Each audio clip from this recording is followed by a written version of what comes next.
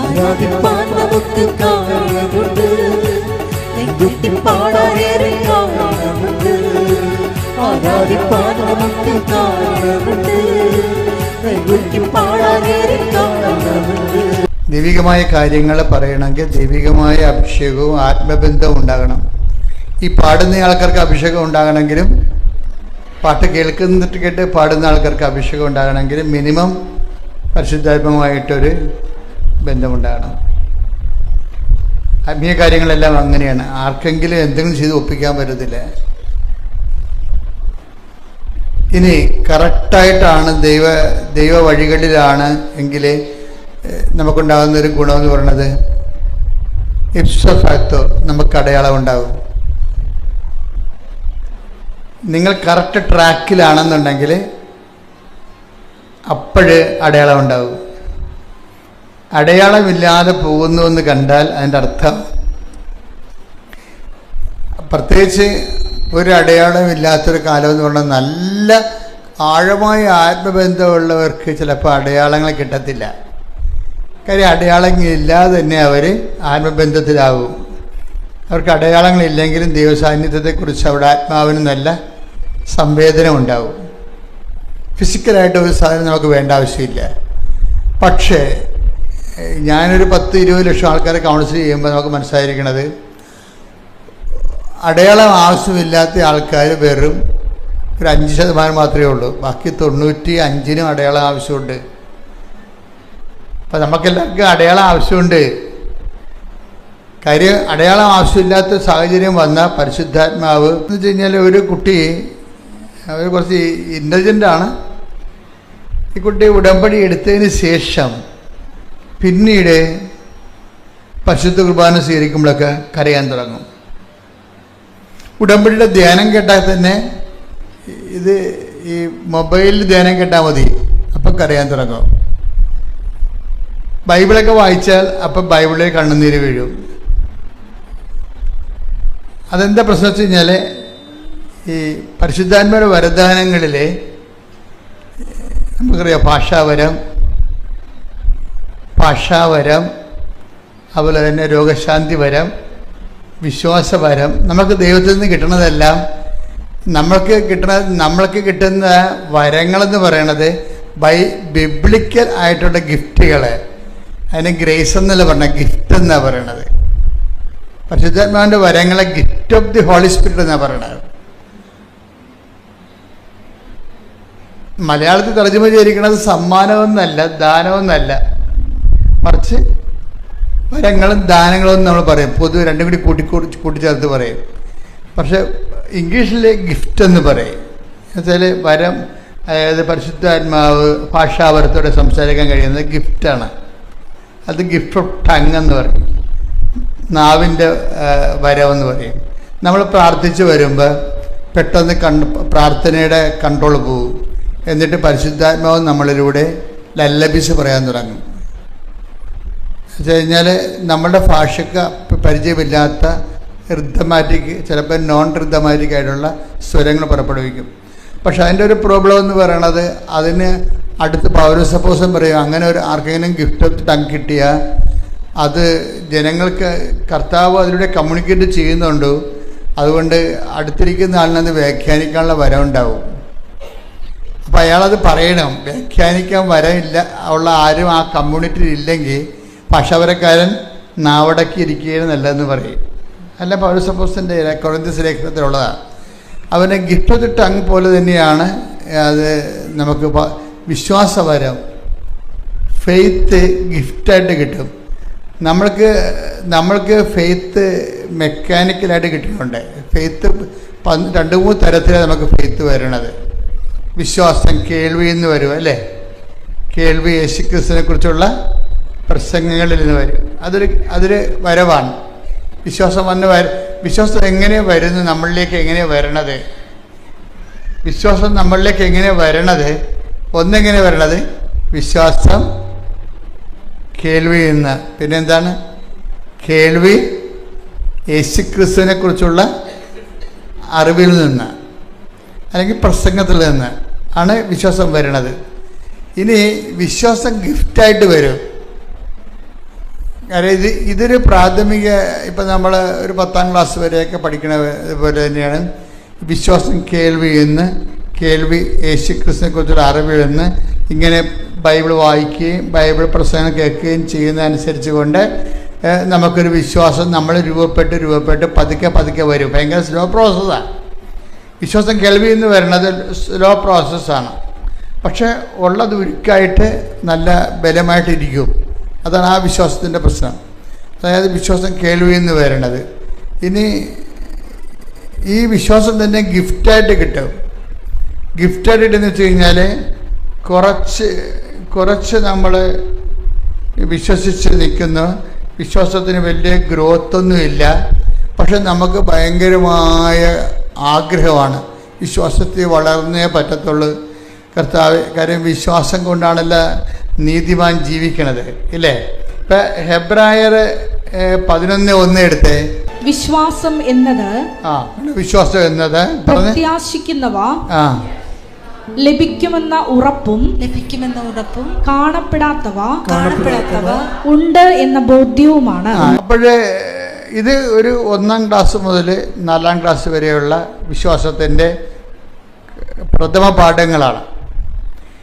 ഈ വിശ്വാസത്തിൻ്റെ പ്രഥമ പാഠങ്ങൾ കഴിഞ്ഞാൽ പിന്നീട് എന്താണ്? ബൈബിൾ പിന്നെയും പറയും വിശ്വാസത്തിൻ്റെ പ്രഥമ പാഠങ്ങൾ തന്നെ നിങ്ങൾ കിടക്കരുത്.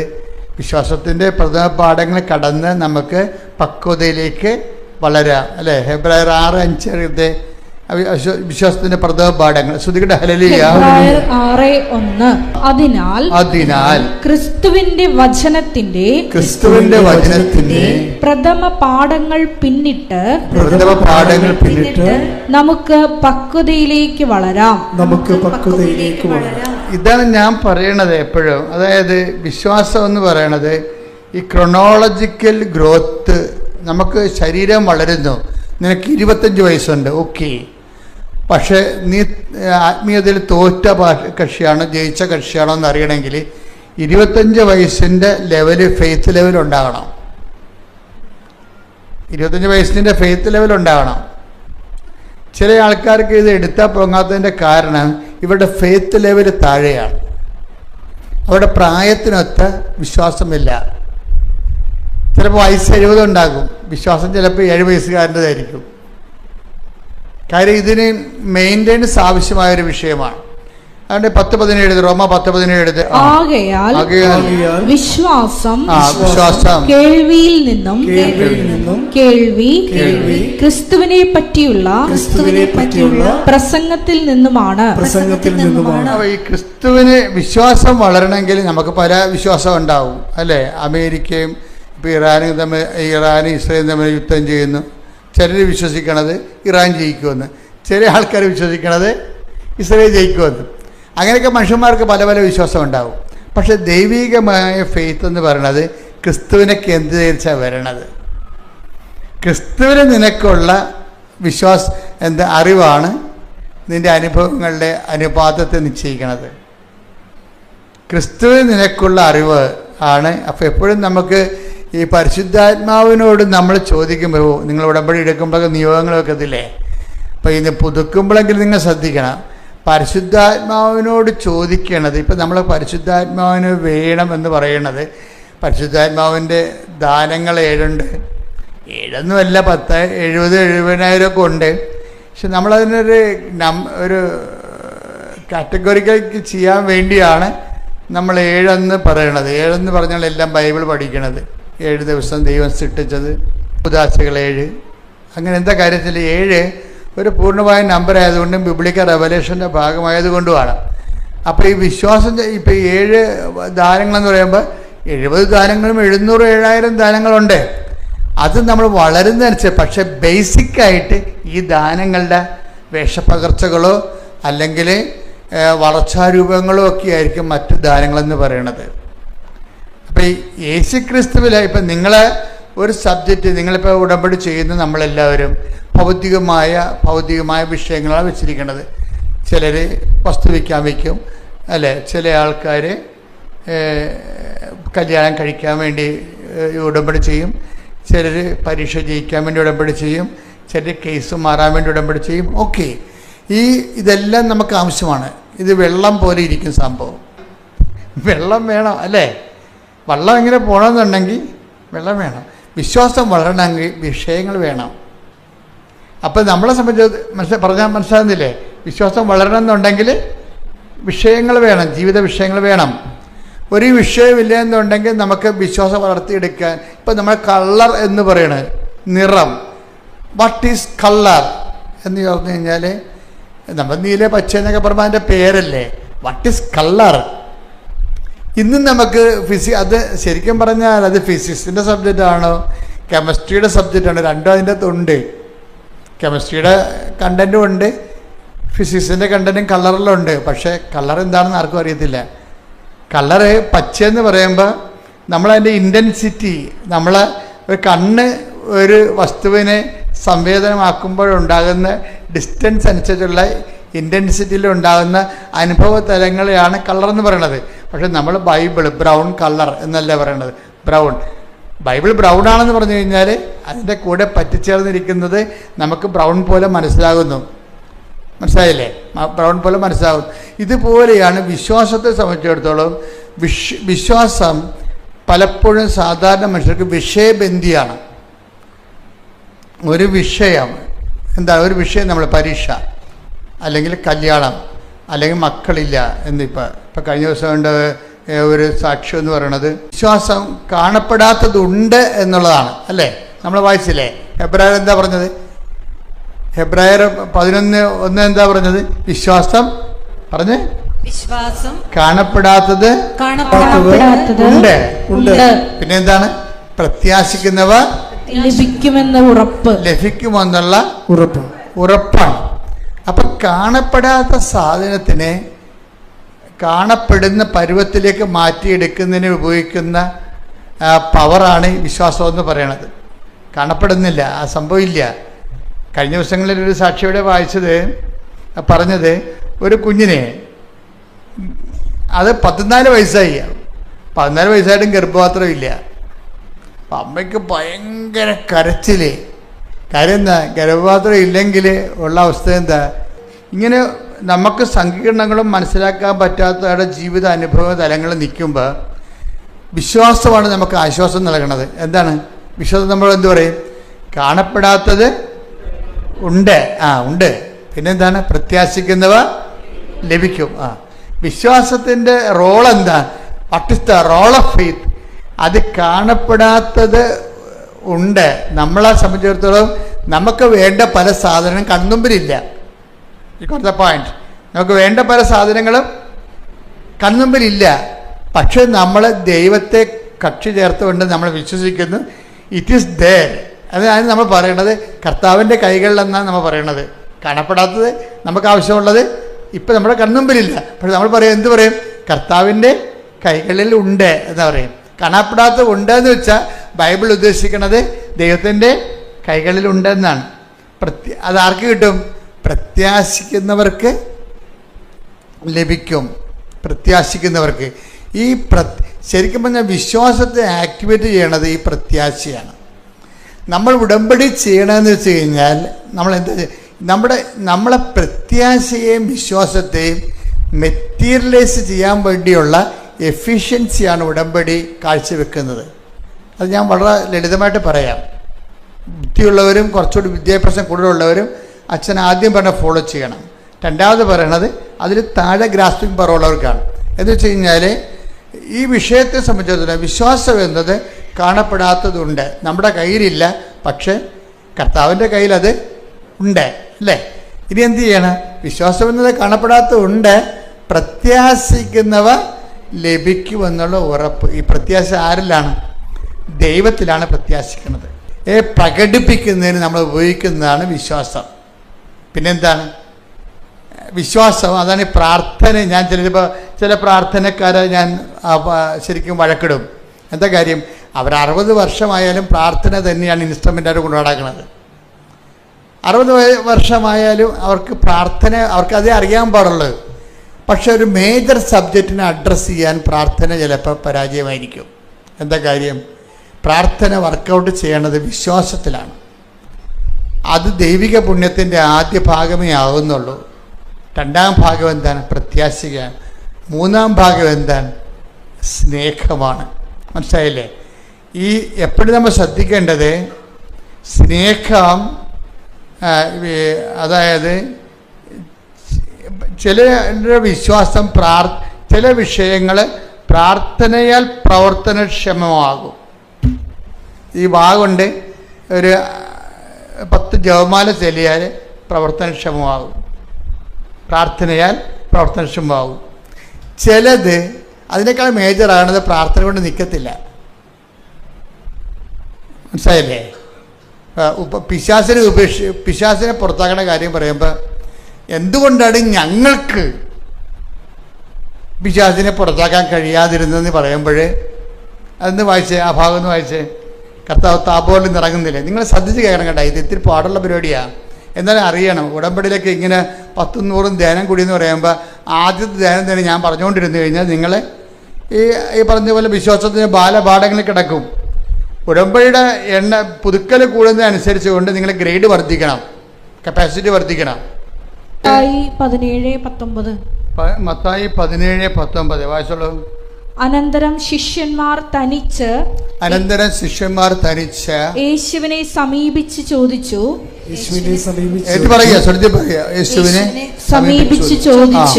എന്തുകൊണ്ടാണ് അതിനെ ബഹിഷ്കരിക്കാൻ ഞങ്ങൾക്ക് കഴിയാതെ പോയത്?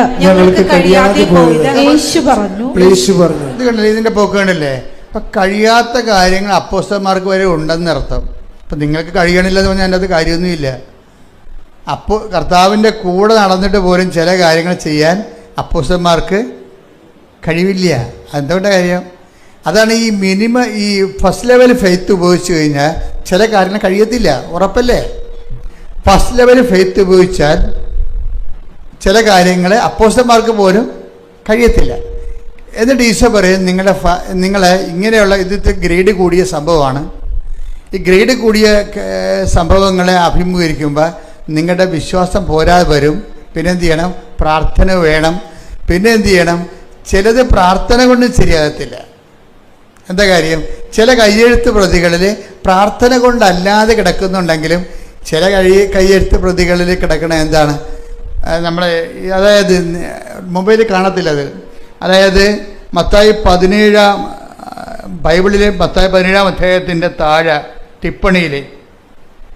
ടിപ്പണിയിലുണ്ട്, അതായത് ഫുഡ് നോട്ടിലുണ്ട്. എന്താ പറഞ്ഞിരിക്കുന്നത്? ചില കയ്യെഴുത്ത് പ്രതികളിൽ 17 അധ്യായം 21 വാക്യമായി പ്രാർത്ഥനയും ഉപവാസവും വഴി അല്ലാതെ ഈ വർഗത്തെ പുറത്താക്കാനാവില്ല എന്ന് ചേർത്ത് കാണുന്നു. Praise the Lord. ചില ബന്ധനങ്ങൾ അഴിക്കണമെങ്കിൽ പ്രാർത്ഥന മാത്രം പോരാ, പിന്നെന്ത് വേണം? ഉപവാസം വേണം. മനസ്സിലായില്ലേ? അതാണ് ഈ ഉടമ്പടിയിൽ ഉപവാസം ചേർത്തിരിക്കുന്ന കാര്യം. മേജർ കാര്യങ്ങളെ പൊക്കിയെടുക്കാൻ വേണ്ടിയാണ്, ബലം കിട്ടാൻ വേണ്ടിയാണ്. ഇപ്പം 5 കിലോ പൊക്കണമെങ്കിലും 10 കിലോ പൊക്കണമെങ്കിലും ഒരേ ബലം മതിയാണ്. 5ാം ക്ലാസ്സുകാരൻ ചിലപ്പോൾ 5 കിലോ പൊക്കും. പക്ഷേ 5 കിലോ അവന് 10 കിലോ അവന് പൊക്കേണ്ടി വന്നു കഴിഞ്ഞാൽ എന്ത് ചെയ്യും? പൊക്കത്തില്ല. അപ്പോൾ എന്ത് ചെയ്യും? 10ാം ക്ലാസ്സുകാരൻ അവൻ്റെ ബോഡി വെയിറ്റ് 10ാം ക്ലാസ്സിൻ്റെ ശരീരപ്രകൃതിയുള്ള ആളിന് അത് പൊക്കാം. അപ്പോൾ വിശ്വാസം നമ്മുടെ നമ്മുടെ ശരീരത്തിൻ്റെ വയസ്സ് വളരണ പോലെ വിശ്വാസം വളരണം എന്നുണ്ടാകുന്ന നോക്കണം. നമ്മളെപ്പോഴും എൻ്റെ കൂടെ ആപ്പിള്ളി എന്നും പറഞ്ഞുകൊണ്ട് ഒരു ബ്രദറുണ്ടായിരുന്നു. ഞാൻ എൻ്റെ ജീവിതത്തിൽ അയാളെക്കുറിച്ച് എഴുതിയിട്ടുണ്ട്. അപ്പോൾ ഞങ്ങൾ രണ്ടും കൊന്തയെല്ലാം നിൽക്കും. സെമിനാരി ഇംഗ്ലീഷ് കൊന്ത. അപ്പോൾ കൊന്തയിലുള്ള സമയത്ത് ഈ ആപ്പിളിയുടെ കയ്യിലൊരു കൊന്ത ഉണ്ടാകും, എൻ്റെ കയ്യിലും കൊന്ത ഉണ്ടാകും. ഞാനിങ്ങനെ അച്ഛന്മാരെ പേടിച്ചും ദൈവത്തിനെ പേടിച്ചുമൊക്കെ കൊന്തയെല്ലാം വൃത്തിമേനയായിട്ട് ചൊല്ലിക്കൊണ്ടിരിക്കുകയാണ്. ആപ്പിളിൻ്റെ എന്ന് വെച്ചാൽ ആപ്പിളിൻ്റെ മെയിൻ പരിപാടി ഞങ്ങൾക്കവിടെ സെമിനാരി ബാസ്കറ്റ് കളിക്കാം, ഫുട്ബോൾ കളിക്കാം, അതുപോലെ തന്നെ കരാട്ടയ്ക്ക് പോകാം. എന്ത് വേണമെങ്കിലും വൈകുന്നേരം 5 മണിക്ക് 1 മണിക്കൂർ എന്ത് വേണമെങ്കിലും ചെയ്യാം. ഫിസിക്കലായിട്ട് എക്സസൈസിൻ്റെ ടൈമാണ്. ആപ്പിളിൽ ഇതൊന്നും പോകത്തില്ല. ആപ്പിൾ ജിംനേഷ്യത്തിലേ പോകത്തുള്ളൂ. ആ സമയത്ത് ആപ്പിളിൻ്റെ ജിംനേഷ്യത്തിലേ പോകത്തുള്ളൂ. അപ്പോൾ ആപ്പിൾ എന്നാ ചെയ്യണമെന്ന് വെച്ചാൽ ഇത് കുളിച്ച് കഴിഞ്ഞിട്ട് ഈ ജിംനേഷ്യത്തിൽ പോയിട്ട് വന്നിട്ട് കുളിക്കും. ശരീരം തണുത്ത് കഴിയുമ്പോൾ കുളിച്ച് വന്നിട്ട് ഞങ്ങളെല്ലാം പിന്നെ കൊന്തക്ക് കയറും. കൊന്തക്ക് കയറുന്ന സമയത്തെല്ലാം ആപ്പിളി ജിംനേഷ്യത്തിൽ ഇരിക്കുന്ന സമയത്ത് കണ്ണാടി വെച്ചുകൊണ്ട് ഏത് മസിലാണ് പൊങ്ങിയത്, എത്രയാണ് താന്നത്, വയറിൽ എത്ര മസിൽ വന്ന്, 6 പാക്ക് വന്നാൽ ഇപ്പം 4 വന്നുള്ള 5 വന്നാന്നൊക്കെ നോക്കിക്കൊണ്ടിരിക്കും. കണ്ണാടി നോക്കത്തില്ലേ? അതുപോലെ ഈ കൊന്തയില്ലാത്ത സമയത്ത് കണ്ണാടി നോക്കാൻ പറ്റത്തില്ലല്ല. ഇതിന് മസിൽ എന്നുവെച്ചാൽ എൻ്റെ കയ്യിൽ മസിലൊന്നും ഇല്ലല്ലോ. ആപ്പിളിൻ്റെ കയ്യിൽ 5-6 മസിലുണ്ട്. അതിങ്ങനെ ഡംബൽസ് പിടിച്ച് മസിലുണ്ടാക്കിയതാണ്. ഇപ്പോൾ നന്മ നിറഞ്ഞ പറയുന്നത് ചൊല്ലിക്കൊണ്ടിരിക്കുന്ന സമയത്ത് പരിശുദ്ധ പറഞ്ഞ് ചെല്ലുമ്പോൾ ആപ്പിളി കൈ ചുരുട്ടി എന്നെ കാണിക്കും. നോക്കിയേ എത്ര മസിലായെന്ന് നോക്കി. എന്നാ പറ്റി? ആപ്പിളി ആ കൊല്ലം തന്നെ സെമേരിന്ന് പോയി. അതാണ് വിഷയം. എന്നാലും ഞാൻ ആപ്പിളി എപ്പോഴും ഓർത്തിരിക്കും. ഇന്നിപ്പോൾ ഹൈക്കോടതിയിൽ വലിയ വക്കീലാണ് പുള്ളി. കാരണം അദ്ദേഹത്തിൻ്റെ വിളി അതായിരുന്നു. പക്ഷേ ഞാനിവിടെ നിൽക്കുന്നു. അതാണ് വിഷയം. നമ്മളെങ്ങനെ ദൈവദിനത്തിനെ പെരുമാറുന്നത് അതനുസരിച്ചായിരിക്കും നമ്മളുടെ ഭാവിയെല്ലാം നിശ്ചയിക്കപ്പെടുന്നത്. അപ്പോൾ എന്താ വിഷയം എന്ന് വെച്ച് കഴിഞ്ഞാൽ, ആ മനുഷ്യൻ പ്രാർത്ഥന ഇടക്ക് പോലും അയാൾ നോക്കിയത് മസിലെത്രണ്ണം കട്ട കൂടി എന്നാണ് നോക്കുന്നത്. അത് അയാൾക്ക് ആ ശരീരത്തെക്കുറിച്ച് അത്രയും ജാഗ്രതയുണ്ടല്ലോ. ഇത്രയെങ്കിലും ജാഗ്രത നമുക്ക് പ്രാർത്ഥനാ ജീവിതത്തെക്കുറിച്ച് ഉണ്ടാകണം. ഓരോ ദിവസം ചെല്ലും തോറും നമ്മുടെ വിശ്വാസം വളർന്നതും നമ്മൾ നോക്കിക്കൊണ്ടിരിക്കണം. നിങ്ങൾ പോയി സിനിമ കണ്ടാലും ശരി, അപ്പോഴും വിശ്വാസത്തെക്കുറിച്ച് നമുക്കൊരു ജാഗ്രത ഉണ്ടാകണം. ഇതിൽ വളരുന്നുണ്ടോ ഒന്ന് പ്രാർത്ഥിച്ച്, കർത്താവായ ദൈവമേ, വയസ്സ് വളരുന്നതനുസരിച്ച് വിശ്വാസത്തിൽ വളർച്ച ഉണ്ടാകുവാൻ അങ്ങ് നൽകുന്ന വിഷയങ്ങളോട് സുവിശേഷ വിഹിതമായി പ്രതികരിക്കുവാൻ എന്നെ അനുഗ്രഹിക്കണമേ. ശ്രദ്ധിക്കട്ടെ. ഹല്ലേലൂയ. അതായത് നമ്മളിപ്പോൾ സംസാരിച്ചുകൊണ്ടിരിക്കുന്നത് വിശ്വാസത്തിൻ്റെ വളർച്ചയുടെ ഘട്ടങ്ങളെയാണ്. നമ്മൾ ഉടമ്പടിയിൽ ഇപ്പം നേരത്തെ എന്താ പറഞ്ഞത്? വിശ്വാസം കേൾവിയിൽ നിന്നും, അല്ലേ എന്നല്ലേ പറഞ്ഞത്? അതേതാണ് വചനം? റോമ 10:17. വിശ്വാസം കേൾവിയിൽ നിന്നും, കേൾവി യേശുക്രിസ്തുവിനെ കുറിച്ചുള്ള പ്രസംഗത്തിൽ നിന്നും. അതാണ് ഈ പ്രഥമ പാഠം എന്ന് പറയണത്. വിശ്വാസത്തിന്റെ പ്രഥമ പാഠമാണ്. ഇനി എന്താ പറയുന്നത്? വിശ്വാസം കേൾവി എന്ന് പറയുമ്പോൾ അറിവാണ്. മനസ്സിലായില്ലേ? വിശ്വാസം അറിവിൽ നിന്ന്, യേശുക്രിസ്തുവിനെ കുറിച്ചുള്ള അറിവിൽ നിന്ന് കിട്ടിയാൽ കുറച്ച് നമുക്ക് ഈ അറിവ് വെച്ച് പ്രാർത്ഥിക്കാൻ പറ്റും. മനസ്സിലായി? വിശ്വാസം കേൾവി എന്ന് പറയുമ്പോൾ നമ്മൾ വിശ്വാസം ക്രിസ്തുവിനെ കുറിച്ചുള്ള പ്രസംഗം എന്ന് പറയുമ്പോൾ ക്രിസ്തുവിനെ കുറിച്ചുള്ള അറിവാണത്, അല്ലേ? അപ്പോൾ ബൈബിൾ വായിച്ചാലും ബൈബിൾ പ്രസംഗം കേട്ടാലും നമുക്ക് എന്താ സംഭവിക്കുന്നത്? യേശുക്രിസ്തുവിനെ കുറിച്ചുള്ള അറിവ് കിട്ടും, ഇല്ലേ? അങ്ങനെ വിശ്വാസം അറിവിൽ നിന്നും, വിശ്വാസം അറിവിൽ നിന്നും, ഈ അറിവ് വെച്ച് നമുക്ക് എന്ത് ചെയ്യാൻ പറ്റും?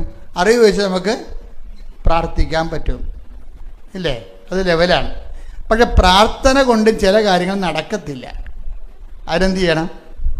ഉപവസിക്കണം. അതാണ് 17:21. പ്രാർത്ഥന കൊണ്ടും ചില ഗ്രേഡുകൾ, അതായത് ചില ബന്ധങ്ങൾ, ആ പിശാചിനെ ഉപേക്ഷിക്കാൻ ഒഴിപ്പിക്കാൻ പത്രോസിന് പോലും കഴിഞ്ഞില്ല.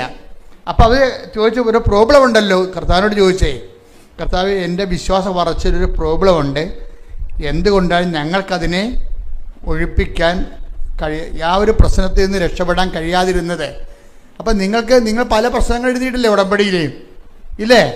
ചിലത് നിങ്ങൾക്ക് നടക്കത്തില്ല. അതെന്താ കാരണം? അതാണ് അപ്പോസ്തലന്മാർ ചോദിക്കണത്, എന്തുകൊണ്ടാണ് ഞങ്ങൾക്കതിനെ ഒഴിപ്പിക്കാൻ കഴിയാതിരുന്നതുകൊണ്ട്? അപ്പോൾ കർത്താവ് എന്താ പറയണത്? നിങ്ങൾക്ക് വിശ്വാസം കുറവേ ഉള്ളൂ, അതാണ് കാരണം, അല്ലേ? അതിന് മറുപടി പറഞ്ഞത് എന്താണ്? 17:20. യേശു പറഞ്ഞു നിങ്ങളുടെ അല്പവിശ്വാസം കൊണ്ട് തന്നെ. അപ്പോൾ എന്താ പ്രശ്നം? ഈ പ്രാർത്ഥനയിലൂടെ ആക്ടിവേറ്റ് ചെയ്യുന്ന ഫെയ്ത്ത്, അതായത് പ്രഥമ പാഠം എന്താണ്? വിശ്വാസത്തിൻ്റെ പ്രഥമ പാഠം എന്ന് പറഞ്ഞിട്ടില്ലേ? അതായത് അത് ഹെബ്രായർ എത്രയാണ്? 6. ഹെബ്രായർ 6:1 വായിച്ചേ. അതിനാൽ ക്രിസ്തുവിന്റെ വചനത്തിന്റെ പ്രഥമ പാഠങ്ങൾ പിന്നിട്ട് നമുക്ക് പക്വതയിലേക്ക് വളരാം. ഈ പ്രശ്നങ്ങൾ അധികരിക്കുന്നതിന്റെ ഉദ്ദേശം നമ്മളിങ്ങനെ ഫെയ്ത്ത് മച്യൂരിറ്റിയിലേക്ക് ദൈവം വളർത്തുകയാണത്. പിടിയിടിയേ, അല്ലാതെ ഇങ്ങനെ എന്തുകൊണ്ടാണ് ചില പറയാം. ഇപ്പോൾ പണ്ട് വിജയകുമാർ സാർ എന്നോട് പറയുമായിരുന്നു, പ്രോബ്ലംസ് ആർ ഇൻ ക്യൂ എന്നാണ് പറയണത്. അതായത് ഓരോ ദിവസവും ഓരോ പ്രശ്നം ഉണ്ടാകും. എത്ര പ്രാർത്ഥനയ്ക്ക് കുഴപ്പമൊന്നുമില്ല, വിശുദ്ധ ജീവിതത്തിന് കുഴപ്പമില്ല, പക്ഷേ പ്രശ്നം ഒഴിഞ്ഞിട്ട് നേരം ഉണ്ടാകത്തില്ല. അപ്പോൾ നമ്മളവർക്ക് അയ്യോ ഞാൻ ഇത്രയും പ്രാർത്ഥിക്കണമല്ലോ, എന്നിട്ട് എന്താണ് പിന്നെയും പ്രശ്നം തന്നെ. നമ്മളെന്താ ചെയ്യണത്? പിന്നെയും പ്രശ്നം ഉണ്ടാകാതിരിക്കാനാണ് നമ്മൾ ഈ ഉടമ്പടി എടുത്തിരിക്കുന്നത്. പിടിയിട്ടില്ലേ? നമ്മൾ പ്രാർത്ഥിക്കുന്നതിൻ്റെ ഉദ്ദേശം എന്താണ്? പിന്നെയും പ്രശ്നം ഉണ്ടാകാതിരിക്കാനാണ്. പക്ഷേ ചിലർ പറയും, അച്ഛാ നമുക്ക് ഈ പ്രാർത്ഥിക്കും തോറും പ്രശ്നമാണല്ലേ അച്ഛാന്ന് ചോദിക്കും. ആ ചിലർക്ക് എങ്ങനെയാണ് അപ്പോൾ പ്രാർത്ഥിക്കാതിരിക്കണമല്ലേ നല്ലതെന്ന് ചോദിക്കും. അതാണ് അവർ ഉദ്ദേശിക്കണത്. പ്രാർത്ഥിച്ചില്ല പിന്നെ പ്രശ്നമില്ലല്ല, പ്രാർത്ഥിക്കുമ്പോഴല്ലേ ഈ പ്രശ്നം ഉണ്ടാകണത്. ചിലർക്ക് പ്രാർത്ഥിക്കും തോറും പ്രശ്നം ഉണ്ടാകും. അപ്പോസ്തലന്മാർക്ക് പ്രാർത്ഥിക്കും തോറും പ്രശ്നം ഉണ്ടായി. എന്താ പ്രശ്നം ഉണ്ടായത്? നേരത്തെ അവർക്ക് വിശക്കണ പ്രശ്നങ്ങളുള്ളു. അത് വലിയടത്ത് നോക്കി കട്ടുതിന്ന ചെയ്യുമ്പോൾ പത്രോസ് വരെ കണ്ടവൻ്റെ പുരയിടത്തിൽ നിന്ന് ഗോതമ്പ് കട്ടുന്ന പാർട്ടിയാണ്. അത് സാധാരണ മനുഷ്യരല്ലേ. അപ്പം അതുകൊണ്ട് അതൊന്നും ഈശോയ്ക്ക് അതൊന്നും പ്രശ്നമല്ലേ. പക്ഷേ അങ്ങനെയാണെങ്കിലും ആ ഒരു ഫെയ്ത്തിലൊന്നും അത് പുള്ളിക്ക് ഉപവാസമില്ലാഞ്ഞിട്ടല്ല അങ്ങനെ ചെയ്തത്. അപ്പം ഈശോ എന്നാ പറയണത് കഴിഞ്ഞാൽ ഇപ്പോൾ ഇറ്റ്സ് ഓക്കെ, പക്ഷേ ഒരു ഗ്രേറ്റർ പ്രോബ്ലം വന്നാൽ നീ ഗോതമ്പ് കട്ടുന്ന തീരത്തില്ല പ്രശ്നം. കാര്യം എന്താണ്? ഉപവസിക്കുക തന്നെ ചെയ്യണം. പിടിയിട്ടില്ലേ? അപ്പോൾ നീതീകരിച്ചായിരുന്നു. ഈ ആ ഭാഗം ഒന്ന് എടുത്തേ. മത്തായി 12-ാം അധ്യായം 1 മുതലുള്ള തിരുവചനങ്ങൾ. മത്തായി 12:1. അക്കാലത്ത് ഒരു സാബത്തിൽ യേശു ഗോതമ്പ് വയലിലൂടെ കടന്നു പോവുകയായിരുന്നു. അവന്റെ ശിഷ്യന്മാർക്ക് വിശന്നു. അവർ കതിരുകൾ പറിച്ചു തിന്നാൻ തുടങ്ങി. ഫരിസേയർ ഇത് കണ്ട് അവനോട് പറഞ്ഞു, നോക്കൂ, സാബത്തിൽ നിഷിദ്ധമായത് നിന്റെ ശിഷ്യന്മാർ ചെയ്യുന്നു. അവൻ പറഞ്ഞു, വിശന്നപ്പോൾ ദാവീദും അനുചരന്മാരും എന്താണ് ചെയ്തതെന്ന് നിങ്ങൾ വായിച്ചിട്ടില്ലേ? അവൻ ദൈവഭവനത്തിൽ പ്രവേശിച്ച് പുരോഹിതന്മാർക്കല്ലാതെ തനിക്കോ സഹചരന്മാർക്കോ ഭക്ഷിക്കാൻ അനുവാദമില്ലാത്ത കാഴ്ചയപ്പം ഭക്ഷിച്ചതെങ്ങനെ? അല്ലെങ്കിൽ സാബത്ത് ദിവസം ദേവാലയത്തിലെ പുരോഹിതന്മാർ സാബത്ത് ലംഘിക്കുകയും അതേസമയം കുറ്റമറ്റവരായിരിക്കുകയും ചെയ്യുന്നത് എങ്ങനെയെന്ന് നിങ്ങൾ നിയമത്തിൽ വായിച്ചിട്ടില്ലേ? എന്നാൽ ഞാൻ നിങ്ങളോട് പറയുന്നു, ദേവാലയത്തേക്കാൾ ശ്രേഷ്ഠമായ ഒന്ന് ഇവിടെയുണ്ട്. ഇതിൻ്റെ ഒരു വിഷയം എന്ന് പറഞ്ഞാൽ വളരെ ശ്രദ്ധിച്ചിരിക്കണേ. അതായത് ഇപ്പോഴും ഉപവാസത്തെ ഈശോ കോംപ്രമൈസ് ചെയ്യുകയാണ്. എന്താ കാര്യം? അവർക്ക് വിശന്ന് അവർ ഭക്ഷണം കഴിച്ചു. അവിടെ കയ്യില്ലായിരുന്നു. കണ്ട ഗോതമ്പ് പാടത്തൂടി പോകുമ്പോൾ അവിടുന്ന് സാപത്തിൽ നിന്ന് പോലും അവർ ഭക്ഷണം എടുത്ത് കഴിച്ചപ്പോൾ കർത്താവ് വിശപ്പിന് പ്രാധാന്യം കൊടുത്ത് ഓക്കെ എന്ന് പറഞ്ഞു. പക്ഷേ ഈ ഉപവാസം ഇല്ല. പക്ഷെ പുള്ളി അവർ ഉപവസിക്കണില്ല. പക്ഷെ ഉപവാസം ഇല്ലാതെ ഇങ്ങനെ തിന്ന് നടന്നാൽ ചില സമയത്ത് അത് ഓക്കെ ആകത്തില്ല. അതുകൊണ്ടാണ് പിശാച് ബാധിനെ കൊണ്ടുവരുന്നത്. പിടിയിട്ടില്ലേ? ഈ ഗോതമ്പ് കണ്ടവൻ്റെ വീട്ടിൽ നിന്ന് വരെ ഗോതമ്പും കണ്ടതിൽ നടന്ന പാർട്ടി ഒരു മേജർ പ്രോബ്ലം വന്നാൽ ഇവർ ജപ അടിക്കേണ്ടി വരും. പക്ഷെ അവരെന്നിട്ട് ആ പിശാച് ബാധന ഇവരെ മണ്ണും കുത്തി എറിഞ്ഞിട്ട് ഓടിച്ചു കളഞ്ഞു. ഇവരോടി. പിശാച് ബാധന ഓടിയില്ല, ഇവരോടി. അവർക്ക് വലിയ ക്ഷയമായി. ഉപവാസത്തിൽ നിങ്ങൾ ഉപവാസം ഉടപ്പിയ എപ്പോഴെങ്കിലും നിങ്ങൾക്ക് ക്ഷയമുണ്ടാവും. എന്താ കാര്യം? ഒരു മേജർ പ്രോബ്ലം വരണതിൻ്റെ ഉദ്ദേശം നിങ്ങൾ ഉപവസിച്ച് ബലം പ്രാപിക്കാൻ വേണ്ടിയാണ് വരണത്. അപ്പോൾ അപ്പോസ്തലന്മാർ വന്ന് ചോദിച്ചു. അതെവിടെയാണ് ചോദിച്ചിരിക്കണേ? അനന്തരം ശിഷ്യന്മാർ തനിച്ച് യേശുവിനെ സമീപിച്ച് ചോദിച്ചു, എന്തുകൊണ്ടാണ് അതിനെ ബഹിഷ്കരിക്കാൻ ഞങ്ങൾക്ക് കഴിയാതെ പോയത്? യേശു പറഞ്ഞു, നിങ്ങളുടെ അല്പവിശ്വാസം കൊണ്ട് തന്നെ. ഉപവാസത്തിൽ സ്കൾക്കിംഗ് ഉണ്ടാക്കുന്നത് എന്തുകൊണ്ടാണ്? അല്പവിശ്വാസമാണെന്ന് മനസ്സിലായില്ലേ? ഇപ്പം ഇതിങ്ങനെയാണ് കർത്താവ് നമ്മളെ പഠിപ്പിക്കുന്നത്. ഇപ്പം നിങ്ങൾ ഉപവസിക്കണില്ല, ഉഴപ്പി. അപ്പോൾ നിങ്ങൾ പറയാൻ ആൾക്ക് 60 വയസ്സായി, എനിക്ക് ഉപവസിക്കേണ്ട കാര്യമില്ലെന്ന് പറയും. ഒരാൾ പറയാം എനിക്ക് രോഗമാണ്, സഭ പറഞ്ഞിട്ടുണ്ട് രോഗികൾക്ക് ഉപവസിക്കേണ്ട കാര്യമില്ലെന്ന്. അപ്പോൾ എന്തെങ്കിലും മുട്ടായി വിത്തിയൊക്കെ എടുത്തിട്ട് മുടന്തന്യായം പറഞ്ഞിട്ട് നമ്മൾ ഉത്തരവാദിത്വം സ്കൾക്ക് ചെയ്യും. അതിൻ്റെ കാര്യം എന്താണ്? എന്തുകൊണ്ടാണ് ചെയ്യാൻ പറ്റാവന്? അല്പവിശ്വാസമാണ്.